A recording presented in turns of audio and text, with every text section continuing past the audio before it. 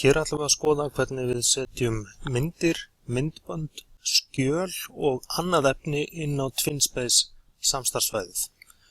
Nú við byrjum á því að fara hér inn á edvinning.net og skráum okkur þar inn með okkar aðgangsorðum. Þá erum við komin hérna inn á Edvinning Live, ykkar svæði á Edvinning, og það er svona tvær leiðir inn á TwinSpace. Annars er undir My TwinSpaces hér eða Projects og þar sjáum við verkefnin sem þið takið þátt í. Þið getið smellt hér á heiti verkefnisins, sjáum þið nánari upplýsingar það og farið þar inn á TwinSpace eða förum aftur hér í Projects og sjáum þið möguleikana hér undir verkefninu og við smellum þar. Þá erum við komin inn á TwinSpace en þetta er svæði sem hvert og eitt Edvinning verkefni fær og er aðeins opið fyrir þeim sem að standa að verkefninu. Örugt svæði, það sem líka hægt að vera með nemendur. Og það sem við ætlum að gera hér er að setja inn myndir, myndbönd og skjöl. Við ætlum að setja þetta efni síðan inn á síðu og að lokum ætlum við að skoða hvernig maður setur inn annað vef innihald. En við byrjum semst á því að setja inn myndir, myndband og skjöl. Nú við förum hérna í Materials eða efni og við ætlum að byrja á því, þið sjáum það er hægt að setja hér inn myndir, myndband og skjöl. Við byrjum á myndunum og við finnum hérna myndir á tölvunni hjá okkur. Við getum hérna ýmist dregið myndina eða leitað að henni.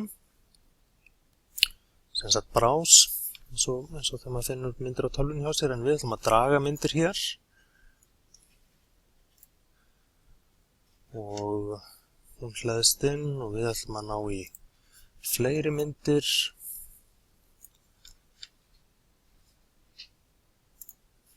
Og fleiri. Þá erum við komin hér með 3 myndir. Nú við ætlum að setja inn myndband líka og svæðið býður ykkur upp á að setja hér inn myndband af YouTube eða Vimeo, þannig að þið þurfum að vera með aðgang þar og setja myndböndin ykkar þar fyrst. Og við erum búin að finna hér myndband með viðtölum við íslenska Edvinning kennara og við sem sagt hérna afritum slóðina og síðan förum við hér í Add Video og við einfallega setjum slóðina hér inn. Smellum á örina og þá birtist myndbandið.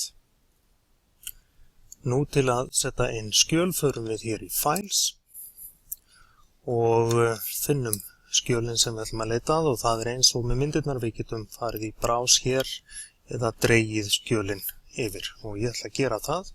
Tekið PDF-kynningu og við erum með Word-skjal hér og við erum með PDF-skjal. Og ef við förum hérna á forsíðuna núna, þá sjáum við hérna að hér eru, sem sagt er hægt að skoða svona yfirlitið við myndirnar og myndböndið sem við höfum sett inn. En hvað á maður að gera við svona efni? Maður getur til dæmis sett það inn á síðu og við förum hérna í Pages, þá sjáum við að það er hér síða fyrir sem að ég var búin að búa til. En ég ætla að gera sem sagt nýja síðu hér og kalla það hérna síða fyrir efni og ég skilgreini hér hver getur séð síðuna, það eiga að vera sem sagt þeir sem eru meðlimir hérna inn á TwinSpace. Nú hér ætlum við að setja inn mynd, ætlum að setja inn myndband og að lokum ætlum við að setja inn annað efni. Byrjum á myndinni og þá förum við einfallega hérna í bréfaklemmu íkonið og hér getum við flett sem sagt í efninu og við ætlum að velja hérna þessa mynd hér og þá dettur hún einfallega bara beint hérna inn á síðuna. Nú